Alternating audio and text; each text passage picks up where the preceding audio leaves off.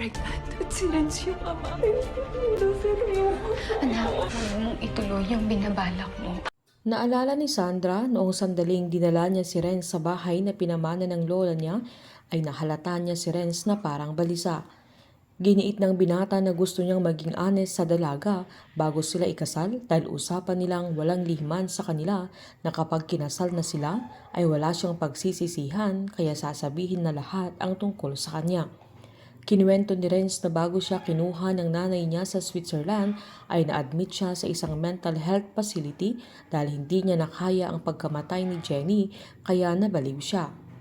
Giniit pa nitong kung hindi naiintindihan ni Sandra ay maiintindihan niya pero hindi na nagsalita pa ang dalaga na agad lumapit kay Renz at hinalikan niya ang binata at sinabi nitong mahal niya ang binata kung sino man siya sa mga sandaling yun na wala na siyang pakialam sa past niya na muli niyang hinalikan si Renz. Dahil sa first move ni Sandra ay bumigay na din ang binata. May nangyari sa kanila sa gabing yun na handa na si Sandra na kahit mabuntis siya basta si Renz ang ama. Nagawa pang tanungin ni Sandra kung gusto ni Renz na doon sila tumira kaya sinabi ng binata na kahit saan basta magkasama sila. Laking pagsisisi naman ni Sandra na binigay niya ang katawan niya kay Renz bago sila ikasal dahil hindi niya lubos maisip na mawawasak silang lahat. Habang pumunta naman sa CR ng restaurant si Rose para magpalamig nang mapansin niyang may basyo ng gamot sa trash can na agad niyang kinuha at naalala niya na para sa buntis ang gamot na yun. Doon niya napagtanto na kaya nagsusuka si Sandra nang kumain ito ng champurado maging ang araw na pinuntahan niya ang dalaga sa restaurant nila na parang nasusuka ito. Walang kaalam-alam si Sandra na nalaman niya ng mami niya ang pinakalilihim niya sa sandaling yan.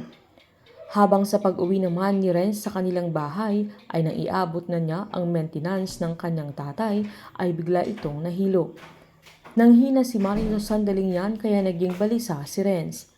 Dahil sa tinigil naman ni Mario yung maintenance niya ay naatake ito.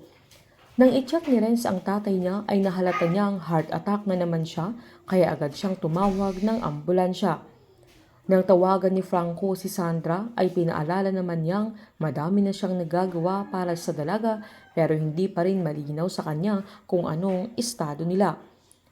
Dahil dito ay sinabi naman ni Sandra na pag-usapan na lang nila pag nagkita sila. Hindi alam ni Sandra na ginagawa lahat ni Franco ang mga hiling at sinasabi niya pero siya ang kapalit nito.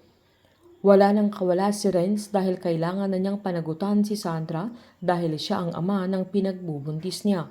Matututunan na kayang mahalin ni Renz si Sandra at magagawa na niyang kalimutan si Rose alang-alang sa kanilang magiging baby. Magagawa kayang patawarin ng dalaga si Renz alang-alang din sa kanilang magiging anak. Ang batang isisilang kaya ni Sandra ang magiging tulay o susi para magkaayos silang lahat. Painit ng painit ang mga tagpo, sabay-sabay po nating subaybayan ng advance episode ng Unbreak My Heart dito po sa aking channel. Patuloy lamang po manood at mag-subscribe para ma-update po kayo sa mga susunod na episode. Marami pong salamat.